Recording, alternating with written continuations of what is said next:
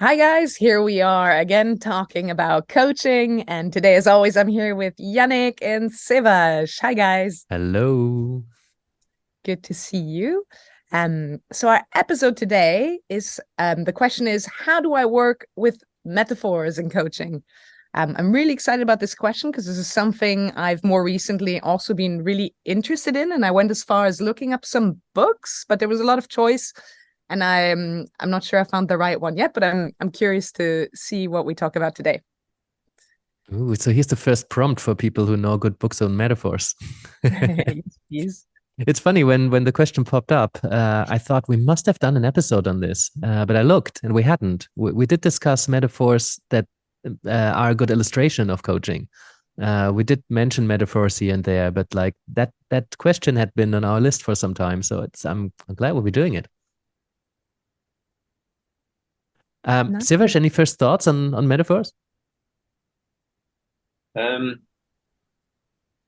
yeah, I think it's really useful to use them because it's sometimes I think it's a powerful way to shift people's thinking. So, for example, I remember someone coming into a coaching session last year and I asked him, I asked him a question around whether he has clarity on his goals. And he's like, no, I don't. So he was referred by his wife, who was been coaching with me for a few years. And, he didn't have any clarity on his goals. And I said, okay. And I said, how do you feel about that? And he said, well, I don't really have much feelings about that. I think it was really interesting. I asked him if he drives. Yes, I drive. I said, what if I, ask you to drive to me? He lives in the US. I live in the UK. I said, well, imagine, you're driving from Washington to New York. What if I just tell you, like, come drive up north and meet me up north? It's like, well, that wouldn't really work. I need to know exactly where you are, right? And in that metaphor for me just really helped, paint the picture of how important it is to actually have clarity on where you're going. I say, Yeah. yeah, okay, you know what? I wouldn't just drive and go up north, or I need a destination. I need a specific place. Even just saying come to New York, that's very, New York's really big. Mm. Yeah, it gives people access to understand something that otherwise they wouldn't have understood because the language is not conducive or the way of thinking is not something that they engage with. And that's, I think, what makes metaphors so powerful. They kind of circumvent a block or an obstacle or a gap. Like there's something that isn't available. And through a different kind of language or through an example, through a metaphor, we apply different kind of language or a different kind of language, not just a language like English, Japanese, Spanish, but like a different way of thinking. And then often people really get it. I think it was Irvin Yalom who once said that we think in images originally, and then we translate that to language, and then we communicate it, and then the person receiving the language has to translate it back into an image. So when we Mhm. actually start with images, and often metaphors are images, then there's more direct access, you could say, to grasping sometimes really complex issues, complex scenarios. So then it's really helpful, right? How do you work with metaphors? Well, I I like working with metaphors when the metaphor comes into the room, right? When somebody brings in mentions, for example, I had a client, she was an avid skier, and I understand skiing really well. So it was a really good language to talk in because it illustrated and exemplified a lot of what was going on in her business as well. And the way that you are in the mountain is often also how you react in other taxing situations. So using the metaphor of skiing was really, really helpful. And so she just mentioned it and I just spun it. So I like when people bring in the metaphors. I don't really need to understand skiing at depth in order to help work with the metaphor. So for the longest time, I was only working with metaphors when the client brought them in. And now occasionally I just ask, somebody, I forgot who it was, but somebody said you could just ask, what's that like? What would be a good metaphor for that? And then often clients they really think about it, and they, often come up with something that I could have never thought of. And that's really, really helpful because you just switch up the language to make something more accessible. Nice. I think I really like that prom of, I was going to ask, like, how do you invite that into the coaching space more? I think just, yeah, saying it directly, like what is that like? What would be a metaphor for that is great. My experience with metaphors is like, I feel like I remember them from my coaching training. We passed on them very, very briefly. Like if someone says something, it's like this, like explore the quality of that. What do you mean? Like, what does it feel like? What does it look like? What color is it?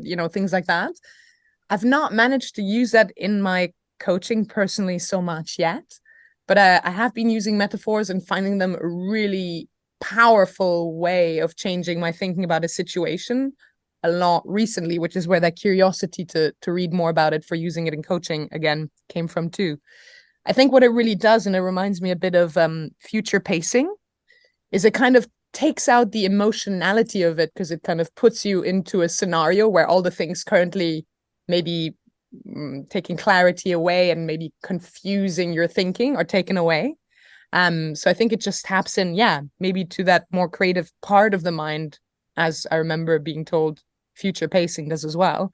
I think they're a bit of a secret weapon. I definitely want to use them a lot more, and I'm keen to learn how.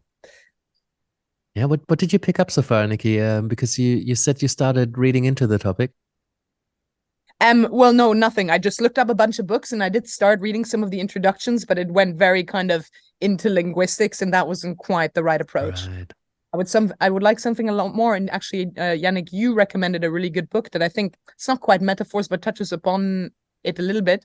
It was the one where they illustrate coaching through the drawings. Oh yes, Jenny Bird, The Art of Coaching.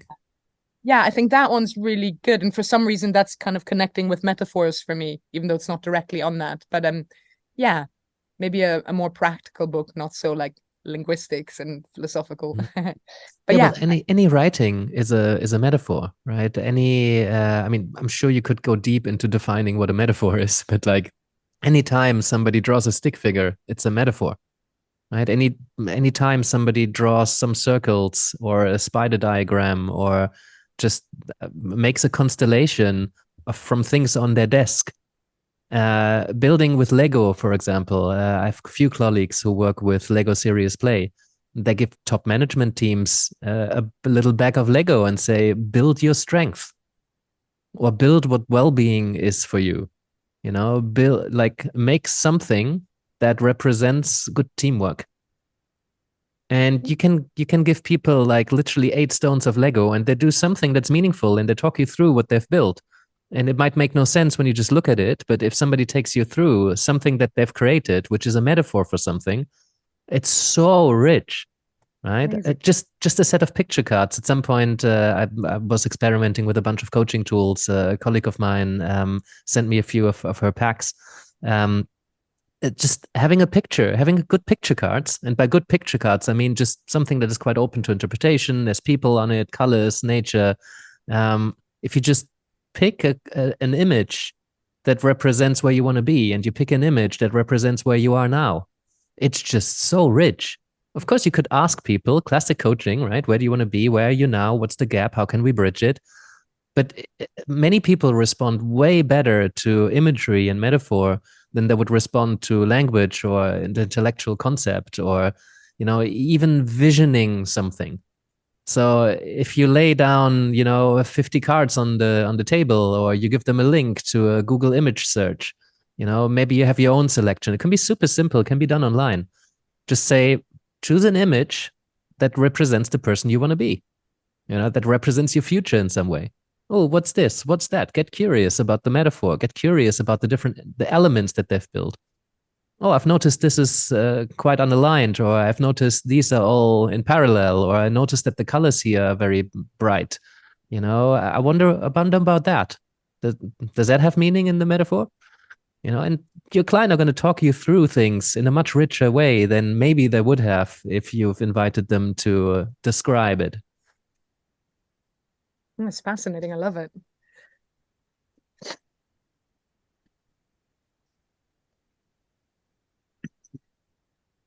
For me, the metaphor of, I think it was Steve Chandler that used this metaphor for coaching and building a coaching business. It's around learning a language. And for me, that really resonated because I love learning languages. I've learned 7-8 languages over the last 10, 20 years. And, I think it even comes back to this question, how do I work with metaphors? The skill of, working with metaphors, I think it in itself is like learning a language, right? You have to practice it, and, you have to try different things out. And for me, that really helped in seeing the business like that, because I just saw that, okay, well, I didn't know how to speak German, and then I studied it for 6 years, right? And then I practiced, I practiced again and again, and I would have these flashcards. And through that, I learned different concepts. I learned how to build sentences. And I did that with French, and I did that with Spanish. And I think, when we use different metaphors, and especially like, using metaphors that are relatable. One of my clients, he uses golf for everything because he loves golf. And sometimes his clients are not even into golf, but he takes them to the what do you call it, to the golf court. Ah. That brings up something super interesting, right? Would you take a metaphor that you're familiar with and apply it here, take them to the golf course, get them to experience the language, and really work with that? I don't think I would. I think I would want to work with my client's metaphor, because if I bring in my own that I understand well, inevitably, I think I'll make different meaning of that. Like with that client who was into skiing so much, we had quite different approaches to skiing. Different things in skiing meant different things to each of us. So I think when we do work with metaphors, it's helpful to hold the metaphor quite lightly of what it means to us, because it can be tempting. And I've been there. I just took over the metaphor, and then it was mine, and I went a bit too far with it. And I'm like, oh, this is genius. This is so good. And this illustrates all the points. And I can see so clearly, but the client didn't. With the driving the car, Yannick. I took over the car, yeah. Yeah. As in the car metaphor, because I remember you very passionately talked about a car metaphor one time. Oh, for coaching. About looking in the rear view mirror, and like I remember various things. Oh yeah. I remember Siawash extended that actually. That was quite a cool thing. When we got together talking about metaphors, I think it's still the most watched on YouTube. We were already expanding the metaphors that we each brought in, right? So I think metaphors always grow and they get richer when we share them, if we hold them lightly of what different elements mean. And then you can really jam together with the client. But it's tempting to kind of get involved a little bit too far, get a bit too creative, and then kind of take over the process. So I know I need to kind of hold myself back a little bit. Yeah. That's my experience as well. As when I choose something that really relates to the client, I find it lands a lot more powerfully. I had a client recently that has a background in personal training. He's building his business, and I thought, okay, it's probably useful. Let's see how we can use the gym as a metaphor. Mm-hmm. And that really landed powerfully for him. And he's like, he keeps coming back to that. Like, now I get it. Right? It's just actually like, because this is what happens. Sometimes, for example, we don't feel like doing things, and we have another area. For example, for him, it was the gym where he shows up, he's committed, right? And I think when we can find something, because in that part of their life, or that area, in this case, for example, the gym, there's a lot of thinking that's already developed. There's a lot of experiences like, okay, you know what? I went to the gym and then I had to learn, right? I think we had this example of he was doing an exercise, working on his chest, for example, and then someone just gave him a little bit of advice on like, hey, you just should change how how you hold the bar. And that made a big difference. And I think when we use metaphors that people are familiar with, there's a lot of more thinking around it that's already developed. Yeah. So that's really interesting. Like, I think it works really well when you pick something, when your client is into something, and you can see if there's a metaphor in this. You're still kind of inviting them, you're kind of taking the lead. It's like, I wonder if there's a metaphor in how you describe going to the gym. So you could just invite something like that, and then they do the work. I could also see, and I've done that at some point in the past. I'm not one to do that a lot, but I know a lot of coaches, they intuitively something comes up, they have an image in their mind, something emerged that's clearly emerged in relation to their client. And then they might share that. It's like, I'm getting this picture of this, or as I'm hearing you talk, this kind of thing comes up for me. I've been getting this mental image in my mind as I've heard you talk about this. And it can work really well if you share something like that. It's a little bit risky because, but like anything that comes up for you intuitively, you put into the space. If that's not my stuff, but that's being created here, it can be really helpful sharing that. Now, I don't think that's bad practice. I don't think that's leading, because it's an offering. You just put something on the table and see if any of it resonates. And if you have a good relationship and it doesn't resonate, then you just move on, right? So holding that lightly. But I think it illustrates quite well that we can work with the client's metaphor that they're bringing in. We can invite the client to bring in the metaphor from an area that we know they're familiar with. Or we can bring in our own metaphor and see if that does anything. I think they're all valid ways to work with metaphors. Hmm. Do you think it works better for people who think in images? Do you think that the client needs to be a particular kind of person? Because I remember a few situations where I've asked for metaphors and they just didn't have any access to that kind of world, to that kind of way of thinking. They were just not very visual or very representative. People on the autism spectrum, for example, if you come with metaphors, it's not going to do anything. Depending on where on the spectrum they are, but it gets increasingly difficult the more profound it is. So I think for some people it doesn't really work. What do you think? Yeah, I was just thinking about the word neurodiversity, really. Yeah, I can imagine. I mean, I know I'm a very visual person. I've done photography in the past and I experience everything through images. But I was just thinking, like, yeah, necessarily is that the case for everyone? I once read that people tend to either connect to vision or sound. Those are the two kind of innate ways through which people tend to experience it. So maybe those people are, yeah, more tuned into something else. But sound metaphors, maybe, I don't know, could also work. Good work. How funny it would be if you invite a metaphor and you accept a picture that describes a sound to you. It's perfectly valid, right? It's because a metaphor is just a representation of something, and it could totally be audible. Yeah, exactly. And I think some people are more kinesthetic, right? They feel, they're more into the feeling. So you could ask them, how does that feel? Imagine baking a cake. You're tasting it, or imagine you're cooking a new dish. How do you make sure that it has enough salt? And I think the part here is just being playful. Like I used to struggle with visualization, and just through practice, I think that area got developed more.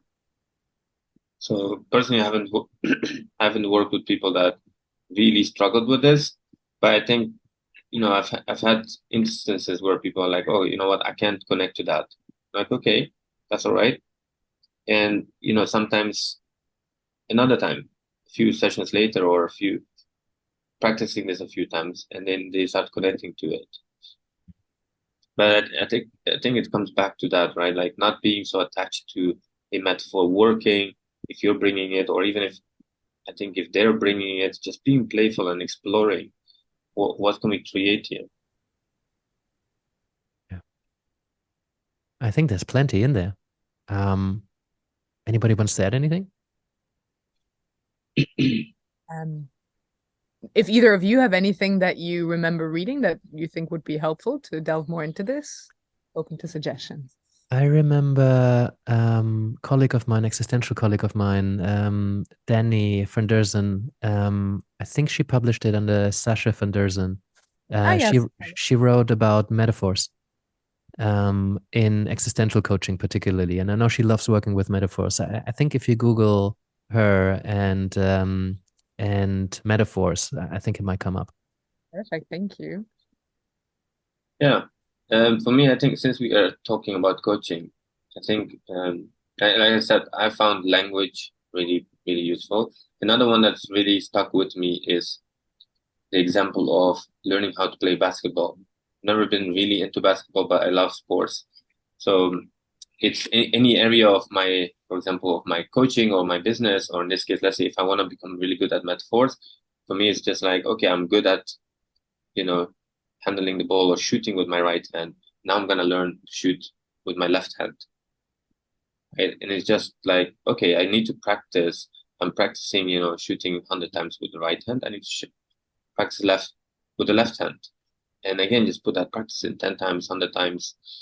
And so these are the two metaphors that really stuck with me. And I think it's really great to just find something, and maybe even using these ones, right? Just if you can find your own one, maybe play with these ones.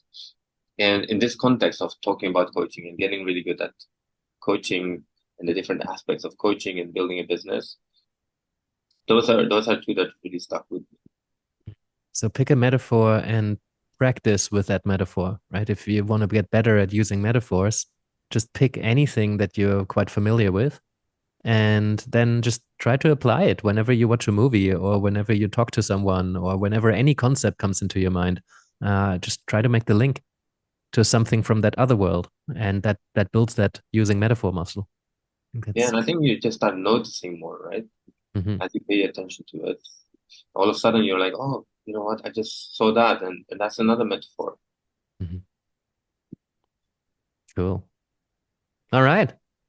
Let's leave it there, I'd say.